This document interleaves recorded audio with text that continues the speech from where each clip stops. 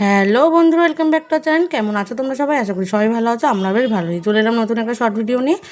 আজকে তোমাদেরকে দেখাবে বড়ার সঙ্গে ঝিঙের একটা রেসিপি। তো সেটা তোমরা প্রথম থেকে দেখতে থাকো, আশা করি ভালো লাগবে। দেখো, প্রথমে ডালটা বেটে নিয়েছে, তারপরে যে হলুদ দিয়ে দিয়েছে। ডাল বাটাটা তোমার সাথে শেয়ার করা হয়নি। তো তারপরে দেখো একটা কড়াইতে সেখানে তেল গরম করে সেখানে বড়াগুলোকে আস্তে আস্তে ছেড়ে নিয়েছে। নিরামিষভাবেই করবে। তো তোমরা মন দিয়ে দেখতে থাকো। যারা এখনও ট্রাই করোনি তারা অবশ্যই ট্রাই করে নিও, আশা করি তোমাদের ভালো লাগবে। তো যারা আমাদের ভিডিও দেখছো, সাবস্ক্রাইব করছো না, তারা ইউটিউবে গিয়ে অবশ্যই সাবস্ক্রাইব করে দিও। ইউটিউবে আমাদের পেজ নাম হচ্ছে ইতি হেচেল্যান্ড ব্লগ, আর ফেসবুকে আমাদের পেজের নাম হচ্ছে ইতি আচার্যি। অবশ্যই তোমরা সেখানে ফলো করে নিও, কমেন্ট করো, আর অনেক অনেক করে শেয়ার করো, আর কমেন্টে জানিও কেমন লাগছে, আর কে কোথা থেকে আমাদের ভিডিও দেখছো অবশ্যই এটা জানিও, তাহলে আমাদের বেশ ভালো লাগবে। তো তোমাদের সাথে কথা বলতে বলতে বড়াগুলো দেখো ভাজা হয়ে গেছে। তারপরে মা তেলের কড়াইটা গরম করে সেখানে তেল দিয়ে দিল। তেলের মধ্যে দিয়ে দিয়েছে হচ্ছে তেজপাতা, শুকনো লঙ্কা, জিরা ফোড়ন দিয়ে দিয়েছে। জিরা ফোড়ন দিয়ে তারপরে এই যে নাড়াচাড়া করে নিল। আর এই যে এদিকে দেখতেই পাচ্ছ ঝিঙেগুলোকে ভেজে নেবে। তো তোমরা ভিডিওটা দেখতে থাকো।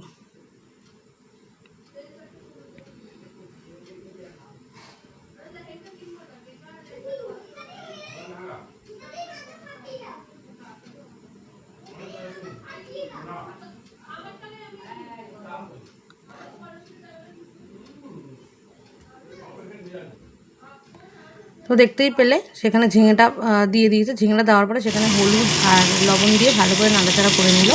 তো নাড়াচাড়া করে নেওয়ার পরে একটু ভাজা ভাজা হয়ে নেওয়ার পরে সেখানে দিয়ে দেবে মা জল। তো জল দিয়ে নেওয়ার পরে তারপরে লঙ্কাও দিয়েছে। তোমার সাথে শেয়ার করে ধরে কাঁচা লঙ্কা দিয়ে দিয়েছিলো। সেটা পুরো কাঁচা লঙ্কায় রান্নাটা করা হয়েছিল, কোনো গুঁড়ো গুঁড়ো শুকনো লঙ্কায় নয়। যেরকম জল দিয়ে দেবে। তো জল দিয়ে কিছুক্ষণ এটা ফুটবে। তো দেখতে থাকো, তারপরে তোমাদের আবার বলছি।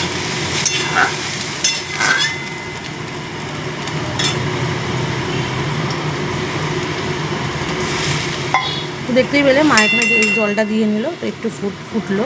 আর মা যেহেতু ক্যামেরাটা নিজেই করছিলো, তো একটু এদিক ওদিক হয়েছে, তোমরা একটু ম্যানেজ করে নিও। এই দেখো এখানে ফুটছে। এবার ফোটার পরে যখন এটা প্রায় সিদ্ধ হয়ে গেছে ঝিঙেটা, এখানে বড়াগুলো দিয়ে দেবে। তো বড়াগুলো যে কটা করেছিল সে কটা আস্তে আস্তে দিয়ে দেবে। তারপরে মা করে রেখেছিল হচ্ছে পোস্ত বাটা।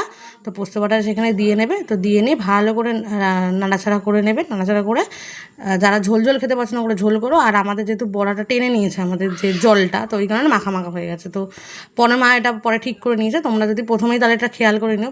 প্রথমে মা খেয়াল করতে পারেনি বলে তো জিনিসটা রান্নাটা আমাদের একটু মাখা মাখা হয়ে গেছিলো। তো রুটি, পরোটা, এমনকি ভাতের সাথেও খেতে বেশ ভালো লাগবে।